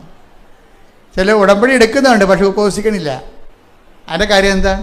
അപ്പോൾ നിങ്ങൾക്ക് മേജർ പ്രോബ്ലത്തെ കൈകാര്യം ചെയ്യാൻ പറ്റത്തില്ല. എന്തുകൊണ്ടാണ് ഞങ്ങൾക്ക് അതിനെ ബഹിഷ്കരിക്കാൻ കഴിയാതിരുന്നത്? ഇപ്പോൾ കർത്താവ് എന്താ പറയണത്? 17:21, അതായത് പ്രാർത്ഥനയും ഉപവാസവും കൊണ്ടല്ലാതെ നിങ്ങൾക്കതിനെ ബഹിഷ്കരിക്കാൻ കഴിയുകയില്ല. അപ്പോൾ ഉപവാസം രംഗത്ത് വന്ന് കർത്താവ് 17 മത്തായി 12 കോംപ്രമൈസ് ചെയ്ത ഉപവാസം ഇപ്പം എന്താണ്? മസ്റ്റായിട്ട് വന്നു. 4ാം ക്ലാസ്സിൽ പഠിക്കേണ്ടെന്ന് പറഞ്ഞ് വിട്ട ലെസനാണ്, പക്ഷേ എപ്പോഴായാലും പഠിക്കാതെ പറ്റത്തില്ല. 10ാം ക്ലാസ് ആയപ്പോൾ ആ ലെസൺ വീണ്ടും ചോദിച്ചു. 4ാം ക്ലാസ് ആയതുകൊണ്ടാണ് അത് പഠിക്കേണ്ടെന്ന് പറഞ്ഞത്, അത് നിനക്ക് തലേ കയറത്തില്ലെന്ന് പറഞ്ഞത്. പക്ഷെ പഠിക്കാതെ മുന്നോട്ട് പോകാൻ പറ്റത്തില്ല. ഉപവാസത്തെ നമുക്ക് സ്കൾക്ക് ചെയ്യാൻ പറ്റത്തില്ല. ഇനി എന്താ പ്രോബ്ലം എന്ന് വെച്ച് കഴിഞ്ഞാൽ, ഈ ഉപവാസവും പ്രാർത്ഥനയെന്ന് പറയുമ്പോഴും വരുന്നൊരു വിശ്വാസം എന്ന് പറയണത്, പ്രാർത്ഥനയെന്ന് പറഞ്ഞാൽ വിശ്വാസം കൊണ്ടല്ലേ ആൾക്കാർ പ്രാർത്ഥിക്കണത്. പിന്നെ എന്താണ് ഉപവസിക്കണത്? എന്താണ്? പ്രത്യാശിച്ച ആൾക്കാരെല്ലാവരും ഉപവാസത്തോടെയാണ് കർത്താവിനെ കാത്തിരുന്നത്. മനസ്സിലായില്ലേ? ഇപ്പം മാതാവൊക്കെ എന്ത് ഉപവാസത്തിൻ്റെ ആൾക്കാരാണ്. എല്ലാ ചേടത്തിമാരും എല്ലാ സ്ത്രീകളും കർത്താവ് ദൈവപുത്രൻ അവിടെ ഉദരത്തിൽ ജനിക്കുമെന്ന് വിചാരിച്ചുകൊണ്ട് ഉപവസിച്ചുകൊണ്ടിരുന്നതാണ്. ഉപവാസം എന്ന് പറഞ്ഞാൽ കാത്തിരിപ്പാണ് ഉദ്ദേശിക്കുന്നത്, പ്രത്യാശയാണ്. മനസ്സിലായില്ലേ? ഉപവാസം എന്ന് പറഞ്ഞാൽ എന്തിനാണ് നമ്മൾ ഉപവസിക്കുന്നത്? പ്രത്യാശയുടെ പ്രകട രൂപമാണ് ഉപവാസം. അല്ല പട്ടിണി നിന്നിട്ട് നമ്മൾ വയറും കുഞ്ഞിട്ട് കർത്താവ് ഞാൻ കണ്ടില്ല കർത്താവ്, ഈ ത്യാഗങ്ങളും കണ്ട് കർത്താവ് എന്നെ എന്തെങ്കിലും സഹായിക്കും, അതിനല്ല ഉദ്ദേശിക്കുന്നത്. ഉപവാസം എന്ന് പറയുന്നത് പ്രത്യാശ എന്ന പുണ്യം ആക്ടിവേറ്റ് ചെയ്യണം. നമ്മൾ ആദ്യം പ്രാർത്ഥിച്ചു അല്ലേ? പ്രാർത്ഥന എന്താണ്? വിശ്വാസം എന്ന പുണ്യമാണ് പ്രാർത്ഥനയിലൂടെ നമ്മൾ ആക്ടിവേറ്റ് ചെയ്യണത്. ഉപവാസം എന്താണ്? പ്രത്യാശ എന്ന പുണ്യം നമ്മൾ ആക്ടിവേറ്റ് ചെയ്യും. കാരണം എന്താണ്? പിതാക്കന്മാർ എല്ലാവരും പ്രാർത്ഥിച്ച് ഉപവസിച്ചുമാണ് ദൈവത്തിൻ്റെ അനുഗ്രഹങ്ങളെ കാത്തിരുന്നത്. ഇന്ന് സ്തുതിക്കട്ടെ, ഹല്ലേലൂയ. പ്രാർത്ഥന എന്താണത്? വിശ്വാസത്തിൻ്റെ പ്രകടരൂപം പ്രാർത്ഥന. ഉപവാസം എന്താണത്? പ്രത്യാശയുടെ പ്രകടരൂപം. നമ്മൾ ഉപവസിച്ച് എന്താ അർത്ഥം? നമ്മൾ പട്ടിണി നിന്നിട്ട് ദൈവത്തിന് കിട്ടാനാണ്. ദൈവത്തിന് കിട്ടണത് നമ്മൾ ആ വിഷയത്തിൽ പ്രത്യാശ അർപ്പിക്കുന്നു. കർത്താവിൽ നമ്മൾ പ്രത്യാശ അർപ്പിക്കുന്നു. അതിന് പകരം അത് കർത്താവിൽ നമ്മൾ പ്രത്യാശ അർപ്പിക്കുന്നുവെന്ന് ദൈവത്തോട് പറയാൻ വേണ്ടിയാണ് നമ്മളെന്ത് ചെയ്യണത്? ഉപവസിക്കണത്. പിടിയാ? അപ്പോൾ ഉപവസിക്കണത് എന്തിനാണ്? പ്രത്യാശ എന്ന പുണ്യം. ഇപ്പം നമ്മൾ ജപമാല പ്രാർത്ഥിക്കുമ്പോൾ എന്താ? ഞങ്ങൾ പ്രത്യാശ എന്ന പുണ്യം ഉണ്ടായി വർദ്ധിക്കുവാൻ നിന്റെ തിരുക്കുവാനോട് അപേക്ഷിക്കണമേ. അതുതന്നെയാണ് നമ്മൾ ഉപവസിച്ചുകൊണ്ട് ദൈവത്തോട് പറയുന്നത്. എന്താണ്? ഞാൻ ഉപവസിക്കുന്നു. കാര്യം എന്താണ്? നിന്നിലുള്ള എൻ്റെ പ്രത്യാശയെ ഞാൻ പ്രകടിപ്പിക്കുന്നു. മനസ്സിലായില്ലേ? അപ്പോൾ ഇപ്പോൾ ഓരോ പ്രോബ്ലംസിനും കറസ്പോണ്ടായിട്ടുള്ള മെഷീനറിയാണ് ഉപയോഗിക്കേണ്ടത്. ഇപ്പോൾ ചില സ്ക്രൂ ഒക്കെ തിരിക്കാൻ സ്ക്രൂ ഡ്രൈവർ ഒരു 8ൻ്റെ സ്ക്രൂ തന്നെ സ്പാനർ എടുക്കുമ്പോൾ 8ൻ്റെ സ്പാനർ എടുത്തതെന്ന് പറയത്തില്ലേ? അപ്പോൾ അത് 8ൻ്റെ തിരിച്ച് കഴിഞ്ഞാൽ തിറക്കും. ചിലത് പറയും ഇത് 8ൻ്റെ പിടിക്കണില്ല 14ൻ്റെ എടുക്കാൻ പറയും. അപ്പോൾ മെക്കാനിസ്റ്റുകളുടെ ഉടനെ 14ൻ്റെ എടുത്ത് കൊടുക്കും. അപ്പോൾ 14 വിട്ട് തിരിക്കും. അപ്പോൾ ചിലത് പ്രാർത്ഥന കൊണ്ട് നടക്കത്തില്ല, 8ൻ്റെ കൊണ്ട് നടക്കത്തില്ല. പിന്നെ എന്ത് ചെയ്യും? ഉപവാസം കയറ്റിവിടും 14ൻ്റെത്. ചിലത് 14ൻ്റെ കൊണ്ട് നടക്കത്തില്ല. ചില ഡ്രില്ലർ കൊണ്ടുവന്നിട്ട് തിരിക്കേണ്ടി വരും ആ സാധനം. അതിനാണ് സ്നേഹം എന്ന് പറയണത്. വിശ്വാസം അറിവ് കൊണ്ട് വിശ്വാസത്തിന് ആദ്യ നിലവാരം പ്രഥമ പാഠങ്ങൾ എന്തിനുള്ളതാണ്? പിന്നിടാൻ വേണ്ടിയുള്ളതാണ്, തള്ളിക്കളയാൻ വേണ്ടിയുള്ളതാണ്. അവിടെ 90 വയസ്സ് വരെ പ്രഥമ പാഠം കടിച്ചതും കിടക്കരുത്. 90 വയസ്സായി ഇപ്പോഴും വിശ്വാസത്തിൻ്റെ പ്രഥമ പാഠമാണ്. എന്താ പ്രശ്നം? നിങ്ങൾ ഈ ഭൗതിക അനുഗ്രഹങ്ങൾ മാത്രം ആഗ്രഹിച്ചാണ് ഇത് കർത്താവിൽ വന്നിരിക്കണമെന്നുണ്ടെങ്കിൽ ചില ആൾക്കാർ സാത്താൻ ഭക്ഷണത്തിന് പോയില്ലേ? അവരെയൊക്കെ അറിയാം ഈ ജീവിതം മാത്രമേ അവനെയൊക്കെ ഉള്ളെന്നറിയാം. അതുകൊണ്ട് സാത്താനെങ്കിൽ സാത്താൻ, കള്ളനോട്ടെ, കരിഞ്ചന്ത, അപ്പോൾ അവിടെ പോയാൽ പിന്നെ പ്രാർത്ഥന പോലും ആവശ്യമില്ല. പോക്കൃത്തരക്കാണ് ജീവിക്കുക. 5 പെണ്ണുങ്ങളെ 10 പെണ്ണുങ്ങളെ ഉപയോഗിക്കാം, 10 ആണുങ്ങളെ ഉപയോഗിക്കാം, എത്ര വേണമെങ്കിൽ ഡൈവേഴ്സ് ചെയ്യാം. നമുക്ക് ബിസിനസ് വളർന്ന് ഇവിടെ സാത്താൻ്റെ അടുത്ത് വരുമ്പോൾ ഈ ഉപവാസവും ഇല്ല, പ്രാർത്ഥനയും ഇല്ല, ഒരു പ്രശ്നവും ഇല്ല. വൃത്തികെട്ട എല്ലാത്തരം പരിപാടിയും കാണിച്ചാലും ശരി, അതനുസരിച്ചുകൊണ്ട് ഭൗതിക ഉയർച്ച ഉണ്ടാകും. അതുകൊണ്ടാണ് ബൈബിൾ പറയണത്, ഈശോ എപ്പോഴും ചോദിക്കുന്ന ഒരു ചോദ്യമുണ്ട്. എന്താണ്? Do you want to go? നിങ്ങൾക്കും പോകണമെന്ന് ഉണ്ടോ? എപ്പോഴും നമ്മളോട് നമ്മുടെ സിലബസ് വലുതാക്കിക്കൊണ്ട് കർത്താവ് ചോദിക്കുന്ന കാര്യം എന്താണ്? നിങ്ങൾക്കും പോകണമെന്നുണ്ടോ? അപ്പോൾ എപ്പോഴും അതൊരു ചോദ്യമാണ് അല്ലേ? അതെടുത്തേ 6:63 എടുത്തേ, യോഹന്നാൻ്റെ സുവിശേഷം. കട്ടിയാക്കി കർത്താവ് സിലബസ് കട്ടിയാക്കും. പിതാക്കന്മാർ മരുഭൂമി വെച്ച് മഞ്ഞ ഭക്ഷിച്ചു, അതുപോലെ ഈ അപ്പം ഭക്ഷിക്കുന്ന നിത്യം ജീവിക്കാൻ ലോകത്തിൻ്റെ ജീവന് വേണ്ടി ഞാൻ നൽകുന്ന അപ്പം എൻ്റെ ശരീരം തന്നെയാണ്. അപ്പോൾ എൻ്റെ ശരീരം തന്നെയാണെന്ന് പറയുമ്പോൾ സിലബസ് കട്ടിയായി. അവർ ചോദിക്കും, ഇയാളുടെ ശരീരം, ഇയാൾ യൗസേപ്പിൻ്റെ മകനല്ലേ, മറിയമല്ലേ ഇയാളുടെ അമ്മ, ഇയാളുടെ ശരീരം നമ്മളെങ്ങനെ ഭക്ഷിക്കണത്? ഇതെന്നാ വർത്താനം ചോദിക്കും. കഠിനമാണെന്നൊക്കെ പറയും. അപ്പോൾ അങ്ങനെ കുറേ ആൾക്കാരിട്ട് സിലബസ് കഠിനമാക്കും. വിശ്വാസത്തിൻ്റെ വിഷയം കഠിനമാക്കും. വിശ്വാസത്തിൻ്റെ വിഷയം കഠിനമാക്കുമ്പോൾ എൻ്റെ അർത്ഥം എന്താണ്? നിങ്ങളെ പ്രഥമ പാഠങ്ങൾ പിന്നിട്ട് വന്നതിൻ്റെ അർത്ഥം. വിശ്വാസത്തിൻ്റെ വിഷയം കഠിനമാകും. ഇപ്പം അതിൻ്റെ പ്രഥമ പാഠങ്ങൾ പിന്നിട്ട് എന്താണ്? ഇനി പക്വതയാണ് വളരണം. അടയാളമില്ലാത്ത കാലം അമ്മയോടൊപ്പം എന്ന് പറഞ്ഞ് എനിക്കൊരു പുസ്തകമുണ്ട്. അതായത് പക്വതയ്ക്ക് വളരുമ്പോൾ പിന്നീട് ആ ഒരു ഭാഗം എടുത്ത് യോഹന്നാൻ 6:67. യോഹന്നാൻ 6:67. യേശു 12 പേരോടുമായി ചോദിച്ചു, നിങ്ങളും പോകാൻ ആഗ്രഹിക്കുന്നുവോ? അപ്പൊ നമ്മൾ ഇടയ്ക്ക് ഇങ്ങനെ കൊടയും. എൻ്റെ അർത്ഥം എന്താ? ഇട്ടും പോടാന്നതിൻ്റെ അർത്ഥം ഇനിയുള്ള പാഠം നിങ്ങൾ നിൽക്കണമെന്നില്ല, കരുതത്തിൽ കട്ടിയാണ്. കർത്താവിൻ്റെ ഉദ്ദേശം എന്ന് പറയുന്നത് അതാണ്. പ്രഥമ പാഠങ്ങൾ പിന്നിടുമ്പോൾ നമുക്ക് എപ്പോഴും ഒരു ഡ്രൈനെസ് തോന്നും. നമ്മൾ ഇപ്പോൾ കുറേ പ്രാർത്ഥിക്കുന്നു, ചില സമയത്ത് നമുക്ക് ആത്മീയ വരൾച്ച തോന്നും. അച്ഛന്മാർക്കൊക്കെ എപ്പോഴും തോന്നും. കാര്യം അവർ കടകടാന്നിങ്ങനെ വളരണ കാരണം വളർച്ചയുടെ ഘട്ടത്തിൽ ഭയങ്കരമായിട്ട് അയ്യോ ദൈവം ഉണ്ടോ എന്നൊക്കെ ചോദിച്ചു പോകും. ആരും കുഴപ്പമില്ല, വിശുദ്ധന്മാർക്കും തോന്നിയായിരുന്നു, ജോൺ ഓഫ് ദി ക്രോസിനും തോന്നിയായിരുന്നു. അയാൾ പറഞ്ഞത് dark night of the soul എന്ന് പറയും, ആത്മാവിൻ്റെ രാത്രി. ദൈവത്തെക്കുറിച്ച് ഒരു പിടിയും കിട്ടണില്ല.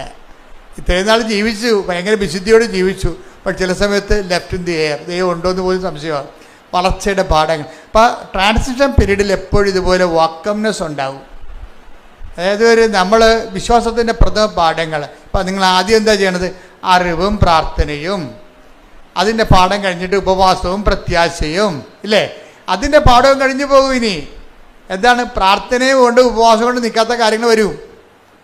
17:21 എന്താ പറയണത്? പ്രാർത്ഥന കൊണ്ട് ഉപവാസം കൊണ്ട് മാത്രമേ ഇവറ്റകൾ പുറത്തു പോകത്തുള്ളൂ. ഇനി പ്രാർത്ഥന കൊണ്ട് ഉപവാസം കൊണ്ട് നിൽക്കാത്ത കാര്യം വരും. അതിനാണ് ഈ പുള്ളിക്കാരൻ കമന്നൊക്കെ വീഴണത്. കണ്ടില്ലേ? ഗദ്സമനി കമന്ന് വീഴുകയാണ്. പ്രാർത്ഥന കൊണ്ട് നിൽക്കണില്ല അവിടെ, പിന്നെ ഉപവാസം കൊണ്ട് നിൽക്കണില്ല. ആള് രണ്ടും പ്രാർത്ഥന കഴിഞ്ഞ് ഉപവാസം കഴിഞ്ഞ് വരികയാണ്. ആള് ആദ്യം പെസഹായ്ക്ക് പോലും ആൾ ഉപവാസത്തിലായിരുന്നു. അത് കഴിഞ്ഞ് ഗദ്സമനി പ്രാർത്ഥനയായിരുന്നു. പെസഹ കഴിഞ്ഞപ്പോൾ എഴുന്നേറ്റ് പ്രാർത്ഥിച്ചു. മൊത്തം പ്രാർത്ഥന ഉപവാസമാണ്. പക്ഷെ നിൽക്കണില്ല. ഇനി എന്താണ് വിശ്വാസത്തിലേക്ക് വരണത്? പ്രാർത്ഥന ഉപവാസം കൊണ്ട് നിൽക്കണില്ല. അപ്പം ക്രിസ്തു എന്താ ചെയ്തത്? കവന്ന് വീണ്. എന്നിട്ട് എന്താ പറഞ്ഞത്? അതിനാണ് പൗലോസ് പറയണത്, ഈ ഒരു വിശ്വാസ വളർച്ചയിൽ ആദ്യ കാലങ്ങളിൽ നമ്മൾ പ്രാർത്ഥന കൊണ്ട് നടക്കും.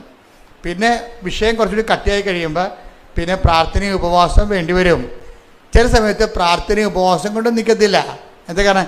ചില കാര്യങ്ങൾക്ക് പ്രാർത്ഥന കൊണ്ടും പറ്റത്തില്ല, ഉപവാസം കൊണ്ടും പറ്റത്തില്ല. ചില ആൾക്കാർ പറയും ഞങ്ങൾ 33 വിശ്വാസപ്രമാണം ചൊല്ലി എന്നൊക്കെ പറഞ്ഞാലും അതൊക്കെ ഈ പ്രഥമ പാഠങ്ങളാണ്.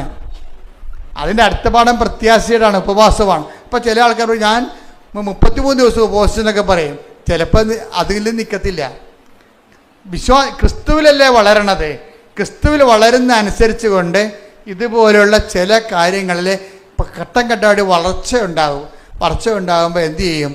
ആദ്യം വിശ്വാസത്താൽ അതായത് അറിവ് കൊണ്ട് വിശ്വാസമൊക്കെ ഉണ്ടാകും. വിശ്വാസം കൊണ്ട് അതുപോലെ തന്നെ പ്രാർത്ഥനയൊക്കെ ഉണ്ടാകും. പ്രാർത്ഥനാ ജീവിതം, പിന്നെ ഉപവാസമുണ്ട്, പിന്നെ എന്താണ്?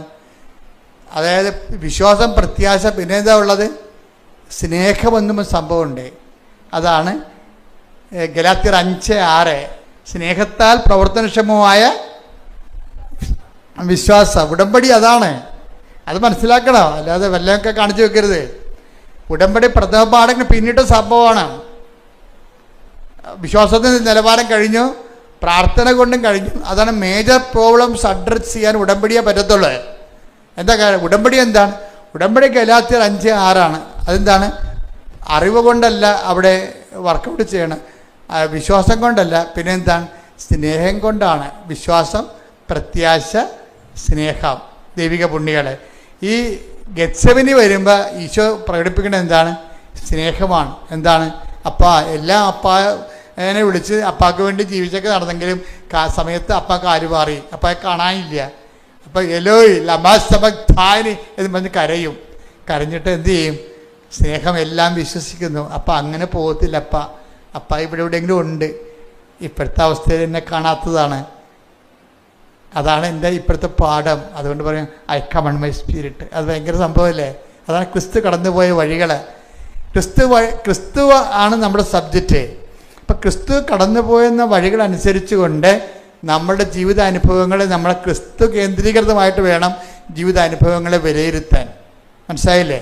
അല്ലാതെ നിങ്ങൾ ഈ കഞ്ഞി ആൾക്കാരായിട്ട് നടക്കരുത്. വിശ്വാസത്തിൻ്റെ പ്രഥമ പാഠങ്ങൾ പിന്നിടാൻ വേണ്ടിയുള്ളതാണ്. ഓരോരോ ഉടമ്പടി പുതുക്കി കഴിയുമ്പോഴും വിശ്വാസത്തിൻ്റെ പ്രഥമ പാഠങ്ങൾ അടുത്ത ഘട്ടം പിന്നിടണം. ഇവർ നീല ഉടമ്പടിയോടും വളർന്നിട്ടില്ല. അത് ഭയങ്കര സംഭവമാണത്. ഇവരിപ്പോഴും പണ്ട് പേരക്കിടങ്ങൾക്ക് ആനയാണ് കൂനൊക്കെ പറഞ്ഞത് കരഞ്ഞു കൂപ്പി പണ്ട് പച്ച ഉടമ്പടി എടുത്ത കാലത്ത് എന്താണ് ഇവർ പറഞ്ഞത്, അത് ആ നിലവാരം തന്നെ ഈ പണ്ടാരത്തിന് ഇപ്പോഴും ഉള്ളത്. അതുകൊണ്ട് ഇനി കാണുമ്പോൾ തന്നെ എനിക്ക് പറയും കർത്താവിനെ പണി കൊടുക്കാൻ വേണ്ടി രാവിലെ വണ്ടിയും കയറി വന്നിരിക്കണമെന്ന്. ഇവർ വളരണില്ല, ഇവർ വളർന്നിട്ടില്ല. സംഭവം ഈ വിശ്വാസത്തിൻ്റെ പ്രഥമ പാഠങ്ങൾ പിന്നിട്ട് കഴിഞ്ഞാൽ നിങ്ങൾ എൻ്റെ അടുത്ത് വരത്തില്ല. എൻ്റെ അടുത്തല്ല, ദൈവത്തിൻ്റെ അടുത്ത് പോലും നമ്മൾ ചെല്ലത്തില്ല. എന്താ കാര്യം? അക്കാലങ്ങളിൽ നിങ്ങൾ എന്നോടൊന്നും ചോദിക്കത്തില്ല. Take the word of God. യോഹന്നാൻ 16:23 അന്ന് നിങ്ങൾ എന്നോട് ഒന്നും ചോദിക്കുകയില്ല. അപ്പൊ അതാണ് വിശ്വാസത്തിന്റെ പ്രഥമ പാഠങ്ങൾ പിന്നിട്ട് ഒരാൾ പക്വതയിലെത്തി കഴിഞ്ഞാൽ എല്ലായിടത്തും ഓടി ദൈവത്തിൻ്റെ അടുത്ത് വരത്തില്ല. എന്താണ്? അപ്പ ഇവിടെ ഉണ്ടെന്നുള്ളത് എന്നെ കൈവിട്ട പോലെ എനിക്ക് തോന്നണത്, but I still believe in. എന്താണ്? എൻ്റെ വിശ്വാസം ഇപ്പോൾ വർക്കൗട്ട് ചെയ്യണത് കേൾവിയിൽ നിന്നൊന്നുമല്ല, പിന്നെ എന്താണ്? പ്രത്യാശയിൽ നിന്നുള്ള വിശ്വാസം വർക്കൗട്ട് ചെയ്യണത് സ്നേഹം കൊണ്ടാണ്. സ്നേഹത്താൽ പ്രവർത്തനക്ഷമമായ വിശ്വാസമായതുകൊണ്ട് എന്ത് ചെയ്യും? 1 Corinthians 13:7 വർക്കൗട്ട് ചെയ്യണം. അപ്പോൾ അത് വളർച്ചയുടെ പ്രഥമ പാഠങ്ങൾ പിന്നിട്ട് കഴിഞ്ഞാൽ പക്വതയേക്കല്ല വളരണത്. അപ്പോൾ പക്വത എന്ന് പറഞ്ഞാൽ എന്താണ്? അത് ഈ 1 Corinthians 13:7 സ്നേഹം സകലതും സഹിക്കുന്നു. സ്നേഹം സകലതും സഹിക്കുന്നു, സകലതും വിശ്വസിക്കുന്നു. വിശ്വസിക്കുന്നു. ഇതാണ് വിഷയം. അതായത് ആ കുരിശിൽ സംഭവിക്കണ ഇതാണ്. ഏലോയ് ഏലോയ് ലമാ സബക്താനി എന്ന് ഈശോ ചോദിക്കത്തില്ലേ? നീ എന്നെ കൈവിട്ടോന്ന് ചോദിക്കണില്ലേ? എന്നിട്ട് എന്താ പറയണത്? അതായത് അവിടെ ഈശോയുടെ ഉപവാസം കഴിഞ്ഞു, പ്രാർത്ഥന കഴിഞ്ഞു, ഉപവാസം കഴിഞ്ഞു. പക്ഷെ ദൈവം കൈവിട്ട പോലെ ആയിപ്പോയി. പ്രാർത്ഥിച്ചിട്ട് നിന്നില്ലല്ല, പ്രാർത്ഥന നിന്നോ? പിന്നെ എന്താണ്? പിന്നെ ഈശോ ഉപവസിച്ചു.